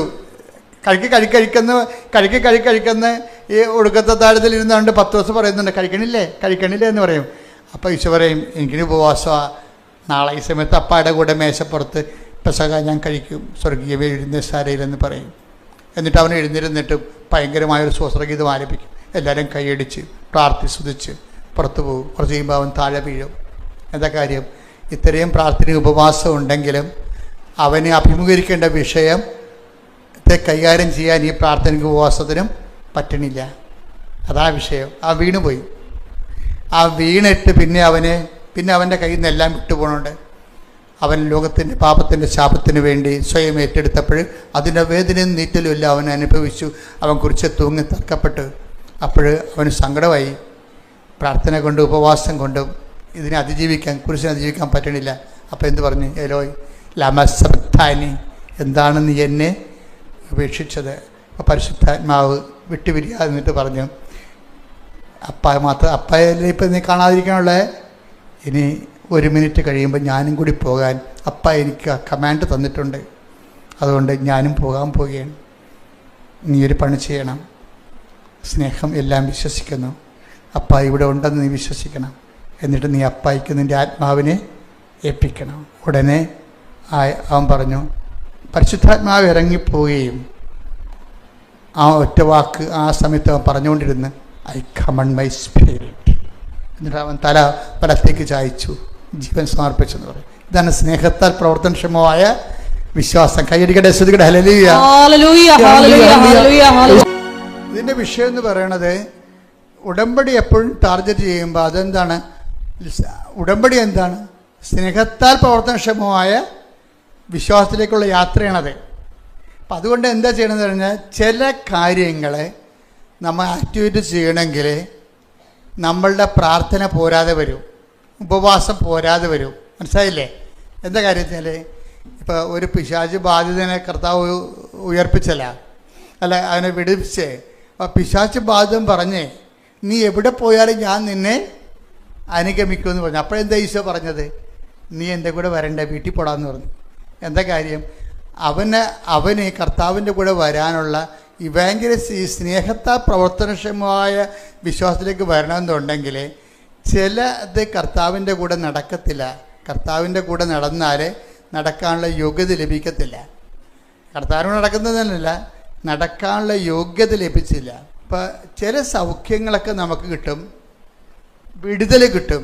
അതുകൊണ്ട് ക്രിസ്തു നിങ്ങളുടെ കൂടെ ഉണ്ടെന്ന, ക്രിസ്തുവിനെ പരിചരിക്കാൻ നിങ്ങൾക്ക് കഴിയുമെന്ന ഒന്നും വിശ്വസിക്കരുത്. അത് വേറെ ഇൻസ്ട്രുമെൻറ്റാണ്. അതാണ് ആ പിശാച് ബാധനെ അയാൾക്ക് വലിയൊരു അനുഗ്രഹമാണ് ചെയ്തത്. ഇത്രയും നാൾ അയാളെ പിശാച് കെട്ടിയിട്ടിരിക്കുകയായിരുന്നു, ഒന്ന് കൈയും കാര്യം കെട്ടിയിട്ടിരിക്കുകയായിരുന്നു. അയാളെ കർത്താവ് അഴിച്ചു വിട്ടു, ഭയങ്കര അനുഗ്രഹം കിട്ടി അയാൾക്ക്. പക്ഷേ അയാൾ കർത്താവിനോട് പറഞ്ഞു, നീ എവിടെ പോയാലും ഞാൻ നിന്നെ അനുഗമിക്കും. അപ്പോൾ പറഞ്ഞു, അതിന് വേറെ സ്കൂളാണ്, അതിനവിടെ പഠിക്കേണ്ടി വരും, ഇപ്പം തൽക്കാലം വീട്ടിൽ പോകാൻ പറഞ്ഞു. എന്നുവെച്ചാൽ എത്ര അനുഗ്രഹം കിട്ടിയാലും എത്ര വലിയ സാക്ഷ്യം പറഞ്ഞാലും ഈശോ പറയും തൽക്കാലം വീട്ടിൽ പോകാൻ പറയും. എന്താ കാര്യം? ക്രിസ്തുവായിരിക്കണം നമ്മുടെ ലക്ഷ്യം. അതിന് വേറെയാണ് വിഷയം. അതിന് ഈ പ്രോസസ്സിങ് ഉണ്ട്. എല്ലാ കാലവും വയറ്റിപ്പഴപ്പിന് വേണ്ടി ക്രിസ്തുവിൻ്റെ കൂടെ നടന്നാൽ നമുക്ക് ഒത്തിരി കാലം നടക്കാൻ പറ്റത്തില്ല. ഞാൻ പറഞ്ഞു വന്ന ഭാഗം, ഒരു പിശാച് ബാധിതനെ കർത്താവ് ഒഴിപ്പിച്ച് കഴിഞ്ഞപ്പോൾ ആ പിശാച് ബാധിതൻ ഈശോനോട് പറയും, ഞാൻ നിന്നെ അനുഗമിക്കാമെന്ന് പറയും. അപ്പോൾ ഈശോ പറയും, നീ വീട്ടിൽ പോയി കർത്താവ് നിന്നോട് ചെയ്ത കാര്യങ്ങൾ അവരോട് പറയണം. അതാണ് ഇവാഞ്ചലൈസേഷൻ എന്ന് പറയണത്. അത് മനസ്സിലായില്ലേ? ലൂക്ക 8:38-39. ലൂക്ക 8:38-39. പിശാച് ബാധയൊഴിഞ്ഞ ആ മനുഷ്യൻ അവന്റെ കൂടെ ആയിരിക്കാൻ അനുവാദം ചോദിച്ചു. എന്നാൽ അവനെ തിരിച്ചയച്ചുകൊണ്ട് യേശു പറഞ്ഞു, നീ വീട്ടിലേക്ക് തിരിച്ചുപോയി ദൈവം നിനക്ക് ചെയ്തതെന്തെന്ന് അറിയിക്കുക. ഇതാണ് ഒരു പ്രശ്നം. അതായത് പ്രാർത്ഥന, ഉപവാസം. പിന്നെ എന്താ ഉള്ളത്? പ്രാർത്ഥന ഉപവാസം കഴിഞ്ഞാലും ഇനി പിശാച് ബാധ വരെ ഒഴിഞ്ഞു പോയാലും പിന്നെയും നമ്മൾക്ക് മേജർ മിറക്കിൾസ് നമ്മുടെ ജീവിതത്തിൽ സംഭവിച്ചാലും അടുത്ത സിലബസ് എന്ന് പറയുന്നത് എന്താണ്? സുവിശേഷവൽക്കരണമാണ്. മനസ്സിലായില്ലേ? ഉടമ്പടിക്കൊപ്പം വളരണ്ടേ? നിങ്ങളുടെ പേപ്പറിൻ്റെ കളർ മാറ്റിയിരിക്കണത് എന്തിനാണ്? അങ്ങനെ കളർ മാറ്റാൻ കാര്യം നിങ്ങളുടെ ഗ്രേഡ് നിശ്ചയിക്കുകയാണ്. പച്ച, പിന്നെന്താണ് നീല, പിന്നെന്താണ് വെള്ള, പിന്നെന്താണ് സിൽവർ ഗ്രേ. ഇനി ഇന്ദ്രനീലമുണ്ട്, കൊടുത്തിട്ടില്ല, കൊടുക്കും. ഇവാഞ്ചലിസ്റ്റ് മാത്രമേ ഇന്ദ്രനീലം കൊടുക്കത്തുള്ളൂ. അത് അങ്ങനെ ഒരാളെ കണ്ടെത്തണം നമ്മൾ. എന്താ വിഷയം എന്ന് പറയണത്? ഈ ഉടമ്പടി പുതുക്കുന്നവർ ശ്രദ്ധിച്ച് കേൾക്കണം ഈ ക്ലാസ്സുകൾ. അതായത് ആ പച്ചയുടെ കാലം കഴിയുമ്പോൾ പ്രഥമ പാഠം പിന്നിട്ടു. പിന്നെ എന്താണ്? പക്വതയിലേക്കുള്ള വളർച്ചയാണ്. പിന്നെ എന്താണ്? അവിടെ ഉപവാസത്തിനാണ് പ്രാധാന്യം വരണത്. ആദ്യം പ്രാർത്ഥനയ്ക്ക് പ്രാധാന്യം, പിന്നെ ഉപവാസത്തിന് പ്രാധാന്യം, പിന്നെ വെള്ളം വന്നു കഴിഞ്ഞാൽ സ്നേഹത്താൽ പ്രവർത്തനക്ഷമമായ വിശ്വാസം. ഗലാത്യർ 5:6 അവിടെ വർക്കൗട്ട് ചെയ്യണത്. ആ സ്നേഹത്താൽ പ്രവർത്തനക്ഷമമായ വിശ്വാസത്തിൻ്റെ ഇടയ്ക്ക് വെച്ച് ആബ്സൻസ് ഓഫ് ഗോഡ് സംഭവിക്കും. ദൈവം കാണത്തില്ല, ദൈവത്തിനെ കാണത്തില്ല. നമ്മൾ തലകുത്തി നിന്ന് പ്രാർത്ഥിച്ചാലും ദൈവത്തിന് ഒരു ദൈവാനുഭവം നമുക്ക് ഫീൽ ചെയ്യത്തില്ല. ഈ സമയത്ത് നടക്കാൻ പഠിക്കണം, ഇരുട്ടിൽ നടക്കാം. ഇതിപ്പോൾ നമ്മൾ ഞാനൊരു കാര്യം ചെയ്യട്ടെ, ഈ ഇരുട്ടിൽ നടക്കണമെങ്കിൽ ഇപ്പോൾ നിങ്ങളുടെ വീട്ടിൽ ഈ ആദ്യം പ്രാർത്ഥനാ ജീവിതം, പിന്നെ ഉപവാസ ജീവിതം, ഇതെല്ലാം മിക്സഡാണേ. അങ്ങനെ നമ്മൾ വളർന്ന് വചനം കേട്ട് വളർന്ന് അനുഭവങ്ങൾ കിട്ടി, അതിനെ റെസ്പോണ്ട് ചെയ്ത് നമ്മൾ കർത്താവിൻ്റെ അനുഭവം പ്രാപിച്ച് വളർന്ന് നമ്മൾ നല്ല പക്വതയായി കഴിഞ്ഞാലും കുറേ സമയത്ത് പിന്നെ പറയും, നീ ഇങ്ങനെ എൻ്റെ കൂടെ, ചില ആൾക്കാരുണ്ടല്ലോ ഒരു പണിക്കും പോകാതെ കർത്താവിൻ്റെ കൂടെ ഇപ്പം ഞാനൊരു ആളെ എടുക്കണമെങ്കിൽ ഞാൻ നോക്കണം, വീട്ടിൽ നിന്നെക്കുറിച്ച് എന്ത് പറയണമെന്ന് ചോദിക്കും ഞാൻ. വീട്ടുകാർക്ക് എല്ലാ പൊക്കൃത്തലും അറിയാം നിങ്ങളുടെ. അതുകൊണ്ട് ഒരാളെക്കുറിച്ച് വീട്ടുകാരെന്ത് പറയുന്നു എന്നുള്ളതാണ് അവരാൾ സുവിശേഷം സ്വീകരിച്ചോ ഇല്ലെന്ന് അറിയണത്. വീട്ടുകാർക്ക് നിങ്ങളെക്കുറിച്ചുള്ള അസസ്മെൻ്റ് എന്താണ്? നിങ്ങളുടെ കക്ഷത്ത് ബൈബിളുണ്ട്, കൈ കൊന്തമുണ്ട്, കാണുമ്പോഴൊക്കെ നിങ്ങൾ തുറന്നു നോക്കുന്നുണ്ട്, ഓരോ കാര്യം പറയുന്നുണ്ട് നിങ്ങൾ. പക്ഷേ വീട്ടുകാർക്ക് അസസ്മെൻ്റ് എന്താണ്? അതാണ് നിങ്ങളുടെ സ്റ്റാറ്റസ് എന്ന് പറയണത്. അതാണ് നിങ്ങൾ. ഇപ്പം ഇവനെന്താ പറയണത്? കർത്താവിനോട് പറഞ്ഞ എവിടെ പോയാലും ഞാൻ നിൻ്റെ കൂടെ ഉണ്ടാകുമെന്ന്. അപ്പം ഈശോ പറഞ്ഞ് അങ്ങനെ അത്രയും നീ വളർന്നിട്ടില്ല, നീ ആദ്യം നീ ആരാണെന്ന് അറിയാൻ വേണ്ടി വീട്ടിൽ ചെന്ന് നോക്കാൻ പറയും. വീട്ടിൽ നിന്ന് പറയാൻ പറഞ്ഞു. വീട്ടിലുള്ളവരോട് നീ സുവിശേഷം ജീവിച്ച് നോക്ക്, എന്നിട്ട് തിരിച്ചു വരാൻ പറയും. ഏറ്റവും സുവിശേഷം ജീവിക്കാൻ പാടെ എവിടെയാണെന്ന് അറിയാവാ? നമ്മുടെ വീട്ടിലാണ്. പള്ളിയിലും സഭയിലും പോലും പ്രശ്നമില്ല. സുവിശേഷം ജീവിക്കാൻ ഏറ്റവും പാട്. അതുകൊണ്ടാണ് നിങ്ങളുടെ കൂട്ടുകാർ നിങ്ങളെ വിശ്വസിക്കാത്തത് പലരെയും. പാക്കനാർ എന്താണ് ഞാൻ പറഞ്ഞില്ല, എന്ത് സംഭവമാണ്? പാക്കനാരൊരു കായും കൊണ്ട് പോയായിരുന്നല്ല, ആ ചുരക്കായും കൊണ്ടുപോയി. അപ്പോൾ പാക്കനാർ കാശിക്ക് പോവുകയാണ്. അപ്പോൾ ഭാര്യ പറഞ്ഞ്, അയാളെപ്പോഴും ഭയങ്കര ചൂടനാണ്, ഭയങ്കര എപ്പോഴും കടുത്ത, അവർക്ക് സൂര്യമില്ല. അപ്പോൾ ഇതിൻ്റെയൊക്കെ ഇയാളെ കാശിക്ക് പോകാൻ നേരത്ത് പെണ്ണും പിടിയാക്കൊണ്ട് പാര വെച്ച് കൊടുത്തത്. അത് ഞാൻ പോകുമ്പോൾ ആ ചുരക്കായും കൊണ്ട് പോയിക്കോ, എന്നിട്ട് എല്ലാ വെച്ച് തൊഴിലണ എല്ലാ അമ്പലക്കുളത്തിലും ചുരക്കായ് നിങ്ങൾ കുളിച്ച് പൊങ്ങുമ്പോൾ ചുരക്കായും മുക്കി പൊക്കാൻ പറയും. അപ്പോൾ ഭാര്യ പറഞ്ഞതല്ലേ, ഏലും കുളിക്കണ കാര്യമല്ലേ, അമ്പലക്കുളത്തെ ശുദ്ധി ചെയ്യണ കാര്യമല്ലേ, നല്ല കാര്യം എന്ന് പറഞ്ഞാൽ പക്കനാർ ചുരക്കായും കൊണ്ടുപോയി കാശി വരെ കണ്ട കുളത്തിലെല്ലാം കുളിച്ച് അവിടെ എല്ലാം വെച്ചമ്പലത്തിലെല്ലാം തൊഴുത് ചുരക്കായും മുക്കിയെടുത്ത് തിരിച്ചു കൊണ്ടുവന്ന് പെണ്ണുമ്പളെ കൊടുത്ത്. അപ്പോൾ അത് കാര്യം കറി വെക്കുകയും ചെയ്ത്. കറി വെച്ച് കഴിഞ്ഞപ്പോൾ അത് മാത്രമായിട്ട് കറി വെച്ച്. അപ്പം പാക്കനാരി ഈ പെണ്ണുമ്പോഴോട് തന്തൊക്കെ വിളിച്ച്, ഇതെന്തൊരു കൈക്കളല്ല എന്ന് പറഞ്ഞു. അപ്പോൾ പറഞ്ഞു, അതന്നെ നിങ്ങൾ വേറെ മാറ്റമൊന്നുമില്ല, കാശിക്ക് പോയെന്നേ ഉള്ളെന്ന്. കാശിക്ക് പോയെന്നേ ഉള്ളൂ. ഈ ചുരക്കാട് അവസ്ഥ തന്നെയാണ് നിങ്ങൾക്ക് ഉള്ളതെന്ന്. ഇതുപോലെ ഒരു പ്രോസസ്സിങ് നമുക്കറിയണം. എനിക്കത് എന്നെ കുറെ ചോദിച്ചിട്ടുണ്ട്. എനിക്ക് ഈ ഒരാളെന്തിനും പറയുമ്പോഴേ അത് എന്താണ് പറയണമെന്നല്ല ഞാൻ എൻ്റെ മനസ്സിൽ പരിശുദ്ധാത്മാവ് പറയണത്, എന്തുകൊണ്ട് പറയണമെന്നാണ്. അതവിടെ അരൂപിയുടെ പ്രശ്നമാണ്. അപ്പോൾ ഇവർ കള്ളത്തരം ഒളിപ്പിച്ച് വെച്ചിട്ടുണ്ട്, വേറൊരു കാര്യമാണ് പറയണമെന്നുള്ളതുകൊണ്ട് അതെനിക്ക് പെട്ടെന്ന് അറിയാൻ പറ്റും. അപ്പോൾ ഞാൻ സാധാരണ ശരിക്കും ചൂടാവും. അപ്പോൾ ഈ കുറേ നാളെ കൂടെ നടക്കുന്നവർ ചോദിക്കുവേ, സത്യം പറഞ്ഞ അച്ഛൻ ഈ മാതാവിനെ കണ്ടെങ്കിൽ പിന്നെ പാകപ്പെട്ട് സൗമ്യമായിട്ടൊക്കെ കിടക്കേണ്ടതല്ലേ? നമുക്ക് സൗമ്യമായിട്ട് നമ്മൾ ശാസിക്കേണ്ട സമയത്ത് ശാസിക്കണം. അല്ലെങ്കിൽ നിങ്ങളുടെ കുഞ്ഞുങ്ങൾ പോലും വഴിതെറ്റി വളഞ്ഞു പോകും. ശാസിക്കേണ്ട സമയത്ത് തെറ്റ് കാണുമ്പോൾ അത് ശാസിക്കണം. പക്ഷെ അതിൻ്റെ പേരിൽ അത് വിശ്വാസത്തിൻ്റെ വിഷയമായിട്ട് എടുക്കരുത്. വിശ്വാസത്തിൻ്റെ വിഷയമാണത്, പക്ഷേ അതിനെ വെച്ച് അസസ് ചെയ്യാൻ പറ്റത്തില്ല നമുക്ക് ഒരാളെ. അപ്പം അതുകൊണ്ട് നിങ്ങൾ പറയരുത് വീട്ടിൽ പോകുമ്പോൾ എല്ലാം ക്ഷമിക്കണം, അച്ഛൻ പറഞ്ഞിട്ടുണ്ട് ഞാൻ ഉടമ്പടിയിലാണ്, അതുകൊണ്ട് വായി നാക്കിയുടെ അടുത്ത് പുറത്തെടുക്കണമെന്ന് പറഞ്ഞൊരു കാര്യമില്ല. നിങ്ങളുടെ മക്കൾ ചിലപ്പോൾ കഞ്ചാവ് വലിച്ച് അവൻ്റെ ഉടുപ്പ് കഴുകാൻ എടുക്കുമ്പോഴായിരിക്കും ചിലപ്പോൾ കഞ്ചാവ് ഇരിക്കണത്. അപ്പം തന്നെ കൈ കിട്ടിയ സാധനം കൊണ്ട് തലക്കെട്ട് അടിക്കണം. അപ്പം തന്നെ എന്താ കാര്യം? അമ്മയ്ക്ക് അടിക്കാൻ അധികാരമുണ്ട്, അമ്മയ്ക്ക് പ്രായമില്ലല്ല. കാര്യം അത്രയും അധികാരം വേറെ ആർക്കും ഇല്ല. കാര്യം നിങ്ങളുടെ ഇൻവെസ്റ്റ്മെൻ്റ് അല്ലേ അത്. അപ്പം അമ്മ ഉള്ളിടത്തോളം കാലം എത്ര പേരാണ് വിശുദ്ധിയോട് ജീവിക്കണത്? ആരെങ്കിലും ഇന്ന് വെടിപ്പും മെനയുമായിട്ട് ജീവിക്കുന്നുണ്ട്, ഒരു കാര്യം അവരുടെ അമ്മയാണ് അതിൻ്റെ കാരണം.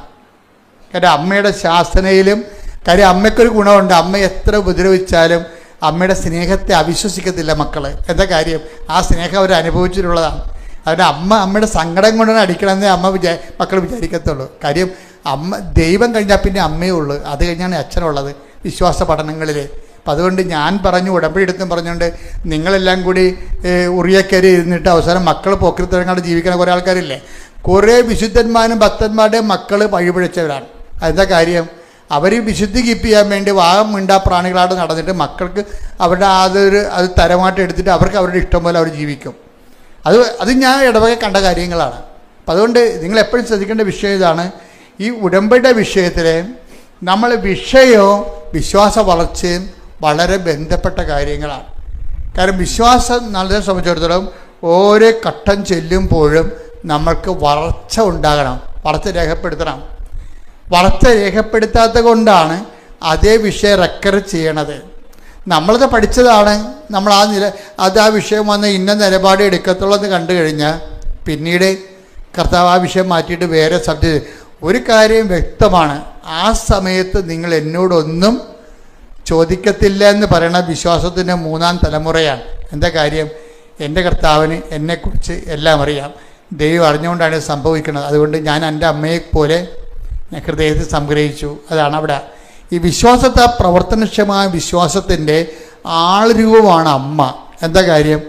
ഏറ്റവും സങ്കടകരമായ വിഷയം വന്നാലും ഹൃദയത്തിൽ സംഗ്രഹിക്കും. അതെന്താ കാര്യം?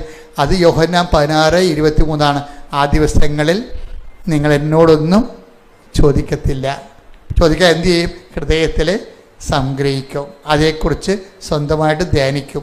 ധ്യാനിച്ച് ദൈവത്തിൻ്റെ പദ്ധതി സ്വന്തമായിട്ട് കണ്ടെത്തും. അതാണ് പരിശുദ്ധ അമ്മ. ശ്രദ്ധിക്കട്ടെ. ഹല്ലേലൂയ. അതായത് പരിശുദ്ധ അമ്മ ഈ വിശ്വാസത്തിൻ്റെ പ്രഥമ പാഠങ്ങൾ പിന്നിടുമ്പോൾ നമുക്ക് ഓരോ മണ്ണിയടിക്കും. സുവിശേഷത്തിൽ നമുക്കറിയാൻ പറ്റും. എന്താണ്? അമ്മ ഒരു ചോദ്യം ചോദിച്ചു. എന്താ ചോദിച്ചത്? നീ എന്താ ഞങ്ങളോട് ഇങ്ങനെ ചെയ്തത്? നമുക്കെല്ലാം വേണ്ടി ചോദിച്ചതാണ്. എല്ലാവരും ചോദിക്കാം. ഭർത്താവ് ഇപ്പോൾ 35-ാമത്തെ വയസ്സ് ഭർത്താവ് മരിച്ചു പോയവരില്ലേ, അവിടെ മനസ്സിൽ അവരെന്നും ചോദിക്കും, എന്താ നീ ഞങ്ങളോട് ഇങ്ങനെ ചെയ്യണം? എൻ്റെ അനിയത്തി ഭർത്താവിനെ കൊണ്ട് അവരുടെ മക്കളൊക്കെ ആയിട്ട് അവർ കാറിൽ എല്ലാ ദിവസവും ശനിയാഴ്ച പോയി അവർ ഹോട്ടലിൽ പോയി ഭക്ഷണം കഴിക്കുന്നുണ്ട്. എന്നെ വിളിക്കാനും തിരക്കാനില്ല, എനിക്ക് മക്കളും ഇല്ല. നീ എന്താ എന്നോട് ഇങ്ങനെ ചെയ്തത്? ചോദിക്കാം. അതായത് നമുക്ക് ദൈവത്തോട് ചോദിക്കാൻ പറ്റുന്ന ഏറ്റവും വലിയ ചോദ്യമാണത്. അമ്മ ചോദിച്ചത്, നമുക്ക് വേണ്ടി ചോദിച്ചതാണ്. നീ എന്താണ് ഇങ്ങനെ ഞങ്ങളോട് ചെയ്തത്? പക്ഷെ അതിന് ദൈവത്തിന് ഉത്തരവുണ്ട്. എന്താ കാര്യം? ഞാൻ എൻ്റെ പിതാവിൻ്റെ കാര്യത്തിൽ ഞാൻ എൻ്റെ പിതാവിൻ്റെ കാര്യത്തിൽ വ്യാപൃതനായിരിക്കേണ്ടവനാണെന്ന് നീ അറിയുന്നില്ലേ? അപ്പൊ പാഷൻ കാലം എന്ന് പറയുമ്പോൾ ബൈബിൾ അങ്ങനെ പാഷൻ കാലം എന്ന് പറയത്തില്ല. സങ്കടങ്ങളുടെ കാലം എന്ന് പറയുമ്പോൾ ഇപ്പൊ കൊച്ചു മരിച്ചു, ഗർഭത്തിൽ കിടന്ന് കൊച്ചു മരിച്ചു. ഇപ്പോൾ ഒരു അമ്മയുടെ സാക്ഷ്യം കണ്ടല്ലേ, കഴിഞ്ഞ ദിവസം ഞാൻ കേട്ടത്. അതായത് ഒരു കുഞ്ഞു മരിച്ചു. അപ്പം ആ കുഞ്ഞു മരിച്ചു പോയപ്പോൾ അവർക്ക് അതുപോലെ ഒരു കുഞ്ഞിനെ വേണം. ഇന്നലെ പറഞ്ഞതാണ്, സഹിക്കാൻ പറ്റണില്ല. 11 വയസ്സുള്ള മകൻ മരിച്ചു. അപ്പോഴേ പിന്നെ ഇവർ അമ്മ ഭ്രാന്തായിപ്പോയി. അപ്പോഴേ അവർ നോൺ ക്രിസ്ത്യനാണ്. പക്ഷേ അമ്മയെ പരിചയപ്പെട്ടവർ പറഞ്ഞു, അമ്മേ എൻ്റെ കുഞ്ഞ് മരിച്ചുപോയി, എനിക്ക് ഭ്രാന്തായിപ്പോയി, എനിക്ക് ഇതുപോലെ ഒരു കുഞ്ഞിനെ തരണമെന്ന് പറഞ്ഞു. അത് ഒരു ആൺകുഞ്ഞിനെ തന്നെ തരണമെന്ന് പറഞ്ഞു. അതിനാണ് അവൾ ഉടമ്പടി എടുത്തിരിക്കുന്നത്. അപ്പോൾ അവൾക്ക് അങ്ങനെ അടയ്ക്കാൻ കാര്യം, അവൾ ഉടനെ അമ്മ ഒരു ഓപ്പറേഷൻ കാണിച്ചു കൊടുത്ത് മനസ്സിൽ. ഇപ്പോൾ ഭർത്താവിനോട് പറഞ്ഞു, എടോ അവരെന്തോ വാസക്ടമിയോ ട്യൂബക്ടമിയോ ചെയ്തിരിക്കുന്ന ആൾക്കാരാണെന്ന് തോന്നുന്നു. അപ്പോൾ നമ്മളൊരു ഓപ്പറേഷൻ ചെയ്യണം, നമുക്കിനിയൊരു കുഞ്ഞിനെ തരുമെന്ന് അമ്മ പറഞ്ഞെന്ന് പറഞ്ഞു. അയാൾക്ക് അമ്മയിലൊന്നും വിശ്വാസമില്ല. പക്ഷെ ഭാര്യനെ വിശ്വാസമുള്ളതുകൊണ്ട്, ഭാര്യയെ സ്നേഹമുള്ളതുകൊണ്ട്, അവരുടെ സങ്കടം ഇങ്ങനെ ഇരിക്കണതുകൊണ്ട് പറഞ്ഞു, ശരി നമുക്കത് അഴിച്ച് രണ്ടാമത് ചെയ്യാമെന്ന് പറഞ്ഞു. അപ്പോഴങ്ങനെ അവർ പ്രഗ്നൻ്റായി. ഉടനെ പ്രഗ്നൻ്റായി കഴിഞ്ഞപ്പോൾ ഇവക്കൊരു ഇത് പെൺകുഞ്ഞാകരുത്, പെൺകുഞ്ഞാണെങ്കിൽ എനിക്ക് വേണ്ട, കാര്യം എൻ്റെ മകനാണ് മരിച്ചിരിക്കണമെന്ന് പറഞ്ഞു. അപ്പം അമ്മ അവന് അതുപോലൊരു മകനെ തന്നെ തിരിച്ചു കൊടുത്ത്.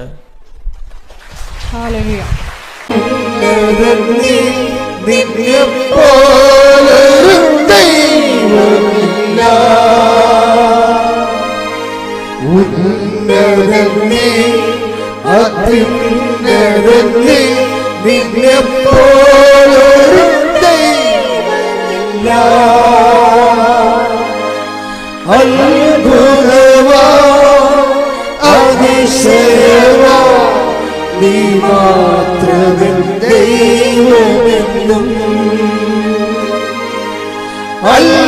അത്ഭുതമായി അതിശയമായി നീ മാത്രമേ ദൈവമെന്നും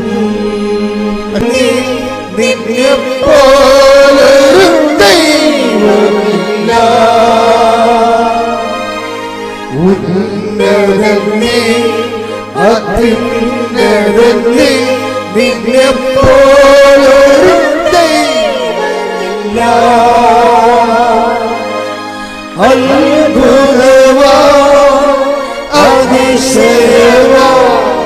നീ മാത്രമേ ദൈവമെന്നും അത്ഭുതമായി അതിശയമായി നീ മാത്രമേ ദൈവമെന്നും